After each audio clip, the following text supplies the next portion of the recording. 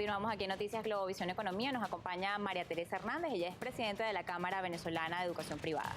Buenas tardes, bienvenida. Muchas gracias por la invitación. Esta semana salió publicada en Gaceta Oficial la decisión del gobierno de cómo se van a determinar las matrículas escolares este año, a partir de ahora, en los ajustes en estas matrículas. Entre esa decisión está que se acordarán entonces en cada ente, en cada plantel, con la presencia del 75% de los representantes del plantel.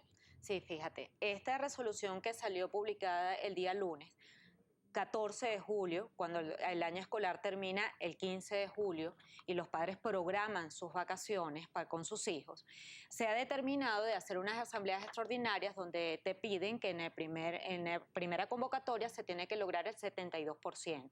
Si eso no es así, se tiene que lograr el 50 más 1. Y si no se logra hasta el primero, porque además te lo ponen como término, desde que sale la resolución hasta el 1 de septiembre, automáticamente será el Ministerio de Educación quien estipule el porcentaje. Ahí está la primera situación que se presenta, digamos, a nivel de la resolución, donde te hace pensar por qué dices que los padres pueden tener la potestad de participar, que de hecho la han tenido. Nosotros normalmente en el mes de mayo, una vez que se publica cuánto va a ser el sueldo mínimo, pues automáticamente hacemos nuestro estudio de lo que vienen siendo los costos y automáticamente en el mes de más o menos de abril se le presentan a la Asociación de Padres y Representantes con una asamblea que se lleva a cabo en los colegios y se determina cuál es el porcentaje a seguir. Eso se había llevado durante años. En el 2005 comenzaron las regulaciones por porcentaje donde te ponían un tope. Entonces, ¿qué llegó el momento donde el padre no tenía ninguna potestad?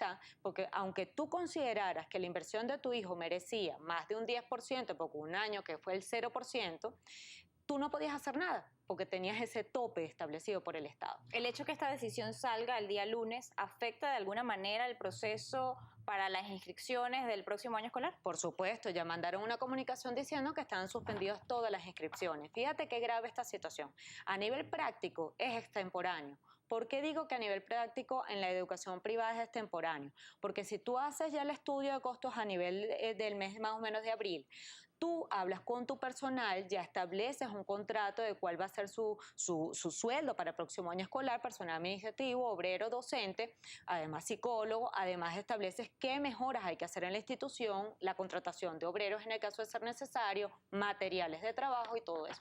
Todo eso ya está determinado en la mayoría de los colegios.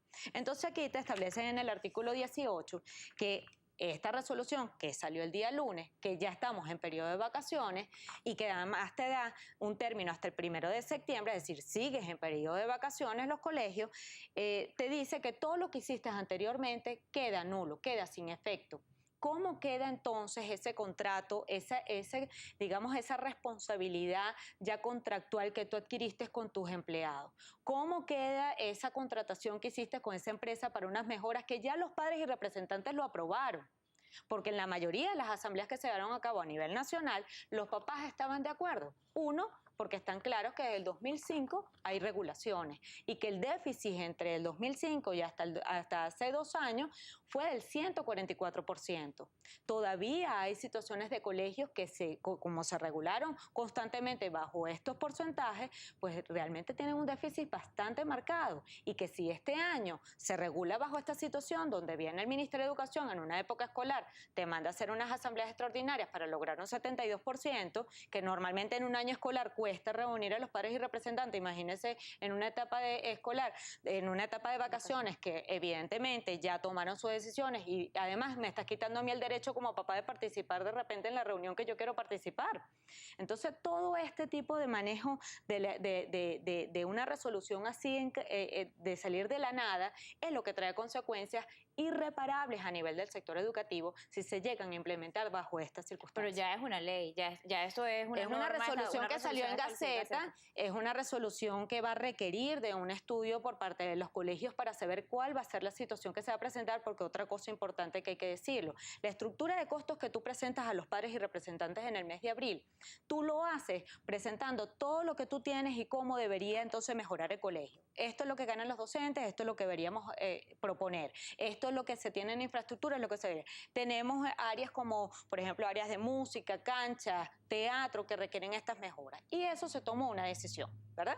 Eso se tomó en ese momento. En esta estructura que nos está imponiendo el gobierno, está basado en la ley de costos y precios justos, que en su naturaleza, su nacimiento es para la actividad económica, no para el servicio educativo. Entonces te establece que tú tienes que basarte en esto y hay unos rubros que nada más reconoce el 12.5%. ¿Qué pasa con el resto? ¿Qué pasa con la inflación acumulada? ¿Qué pasa con la inflación proyectada que tenemos que tomar en cuenta? ¿Qué pasa si se revienta una tubería en el patio del colegio? ¿De dónde va a salir ese dinero? Esa es la pregunta. Vamos a escuchar qué ha dicho Leonardo Carvajal de esto. Él es integrante de la Comisión de Consulta Educativa. Quisiera que escucháramos sus palabras. Carvajal aseveró que la decisión del Ministerio de Educación publicada en la Gaceta Oficial del pasado lunes fue inteligente y democrática. Va a haber entonces aumentos diferenciados. Y ese es el otro acierto, porque antes colocaban un 10 o un 15% para todo el mundo y eso desde el punto de vista financiero es irreal. Y tercero, una innovación que me parece muy inteligente. En vez de que se le presente el proyecto de análisis de costos a los padres en una asamblea general, los padres primero eligen a 5 de sus integrantes, que seguramente van a ser un contabilista, un economista, un administrador de empresa, porque los hay en todos lados, y entonces esas personas van a analizar previamente el proyecto de los directivos, lo van a analizar con cariño hacia el colegio, pero también con toda exigencia profesional. Van a ser una especie de comité de evaluadores. Lo que ellos aprueben, seguramente lo va a aprobar la asamblea. Eso es inteligente.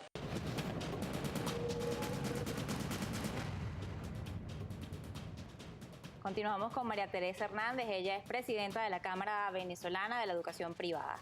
Le preguntaba antes de irnos al corte el tema de la fijación de las estructuras de costos. Las estructuras de costos tienen que ser presentadas a la Superintendencia Nacional de Costos y Precios Justos. Ustedes como entes educativos también tienen que presentarlos para que se validen. Ellos han dicho que nada de la matrícula no puede estar por encima de lo que establecen las estructuras de costos ni tampoco por debajo. Bueno, fíjate, el planteamiento que aquí se está llevando a cabo es que si en la asamblea extraordinaria que se realice los padres están de acuerdo, pues queda ya fijado de esa forma. Si hay desacuerdo es cuando interviene todo este tipo de mecanismos. Sin embargo, como sigo insistiendo, este tipo de mecanismos no son los correctos para llevar el sector educativo. Esta estructura de costos, cuando no te reconocen el 100%, ni están tomando en cuenta que aumentamos una vez al año, tampoco se están haciendo el estudio de la inflación proyectada y acumulada, va a traer unas consecuencias. A consecuencias numéricas que presentamos la semana que viene, porque estamos haciéndolo de un colegio grande con todas sus necesidades y un colegio pequeño, para saber exactamente lo que se le presentó a los padres y lo que nos están obligando a presentar en una estructura de costos que no está reconociendo su totalidad. El hecho de que los papás participen ha sido siempre, porque las asociaciones de padres y representantes tienen más de 20 años en los colegios. Estos 5 miembros de los que habla el señor Carvajal, por eso te digo, la resolución habla de 5 miembros, pero las asociaciones de padres y representantes que además fueron elegidos por asamblea, que además han acompañado al director durante todo el año escolar, que saben las necesidades y las situaciones que se presentan, pues han estudiado la estructura de costos que fue presentada en el mes de abril. O sea, aquí no estamos haciendo nada inteligente. ¿Qué incluyen esas estructuras de costo y por qué usted dice que no se les está reconociendo el 100%? Ustedes se sentaron con el gobierno antes de que saliera esta gaceta. Fíjate, que las organizaciones que se sentaron con el gobierno estructuraron cuáles eran las necesidades que se presentaban en los colegios. Ahora, una cosa es presentarle eso al gobierno y otra cosa buscar la finalidad que está buscando el gobierno, porque fíjate tú que ni siquiera en la primera parte de la resolución se reconoce la educación privada como tal, y la responsabilidad de la educación no está en la educación privada. Nosotros somos un 20%, la educación debe ser gratuita, obligatoria por parte del Estado venezolano. ¿Y qué cosas no están siendo reconocidas en la estructura de costos? Lo que te acabo de decir, la inflación proyectada, la inflación acumulada, las situaciones que se presentan normalmente en cualquier colegio, como puede ser. Solo se están reconociendo temas de infraestructura. Unos ítems que ahí están establecidos, donde tú puedes colocar alguno que otro, pero sobre todo esto se basa en la ley de precios y costos justos. O sea que no tiene que ver con el sector educativo. Hay muchas cosas que quedan por fuera. ¿Y el cronograma de inscripciones se va a tener que postergar? Queda totalmente paralizado hasta que esto no se lleve a cabo. Y están diciendo que es al día siguiente la resolución, resolución, pero es que resulta que también te están diciendo que te van a emitir una cantidad de formatos, los cuales todavía para el día de hoy no han llegado y los papás se siguen yendo de viaje. O sea, para lograr el porcentaje ¿Cuál es es el lapso complicado. que ustedes tienen para poder El llevar a lapso cabo la es desde que inscripción? salió la resolución. No, para lograr el porcentaje es desde que salió la resolución hasta el 1 de septiembre. Más después hacer las inscripciones y todo, ya estamos en un periodo de vacaciones. ¿Por qué se hace algo como esto? ¿Cuál es la inteligencia entonces? ¿O es que se está buscando precisamente llegar a un tope y que llegue un momento que los colegios decidan que no pueden seguir? Porque las contrataciones y las obligaciones con el personal existen. Ok, entonces tendrían hasta el 1 de septiembre y para realizar las inscripciones, luego de llegado a este acuerdo, ¿cuánto tiempo tendrían? No, es que una vez que se llegara al acuerdo Inmediato. con la Asamblea se supone que se debería ver la apertura, pero el problema es ese, que cómo se va a lograr eso en un periodo vacacional. Tiene que ser revisado. ¿Ustedes van a hablar con el gobierno? Bueno, van a esperamos, tratar de esperamos solucionarlo. primero hacer las reuniones que tenemos que hacer previamente con todos los afiliados y con todas las cámaras que tienen que ver con la educación privada, porque tenemos que basar la estructura que fue presentada a los padres y representantes, bajarle este formato impuesto por el gobierno y ver cuáles van a ser las consecuencias muy prontas en el primer trimestre que se verán en la educación privada. Muchísimas gracias por habernos A la orden, acompañado el muchas día.